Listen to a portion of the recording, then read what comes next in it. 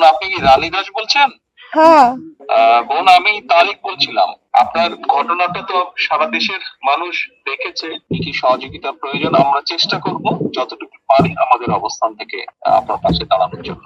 আপনি ভয় পাবেন না, দেশের মানুষ আপনার পাশে আছে, বিএনপি আপনার পাশে আছে। আমার মেয়ের ধর্ষণের বিচার চাইতে যাই আমার স্বামী তো মার্ডার হয়ে গেছে। আর আমার এই 3টে সন্তান নিয়ে আমি কি করব? আমার তো কোনো নিরাপত্তা নাই। আমার পাশে আমি কিভাবে খাবো, কি করব? আমার তো সেরকম কিছু নাই। আমার আয় রোজগারের মানুষই আমার মাঝে ফেলাইছে। এখন আমি কি করব? আমি আমার নেতৃবৃন্দকে বলেছি, আমার নেতৃবৃন্দ ওখানে যাচ্ছে, আমান ওখানে আছে।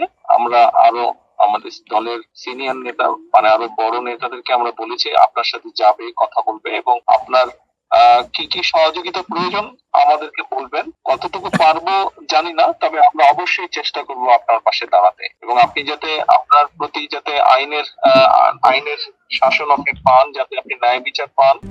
RICL TMX, যুগের পর যুগ স্থাপনা থাকে মজবুত। সেজন্য আমাদের দলের যারা উকিল আছেন, লয়ার আছেন যারা, তাদেরকে আমরা সেইভাবেই নির্দেশনা দেব যাতে আইনগতভাবে আপনাকে সহযোগিতা করে।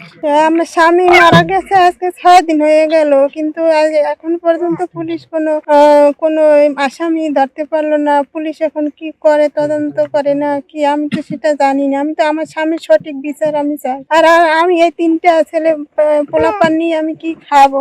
আপনারা আমার পাশে থাকবেন।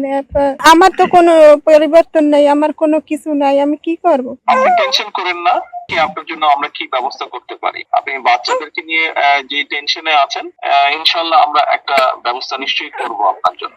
টেনশন করেন না আপনি। আপনি ওর সাথে কথা বলেন, ও আছে ওখানে, ও থাকবে ওখানে। যে আপনারা এই বাংলাদেশের মানুষ এবং আপনাদের সাথে যে অন্যায় হয়েছে বা আপনাদের প্রতি যে অন্যায় হয়েছে, আমাদের দল আপনার পরিবারের পাশে, আপনার পাশে থাকবে। আমরা যতটুকু সম্ভব আপনারা যাতে ন্যায় বিচার পান, আমাদের দলের পক্ষ থেকে আমরা সেই সর্বোচ্চ চেষ্টা করব।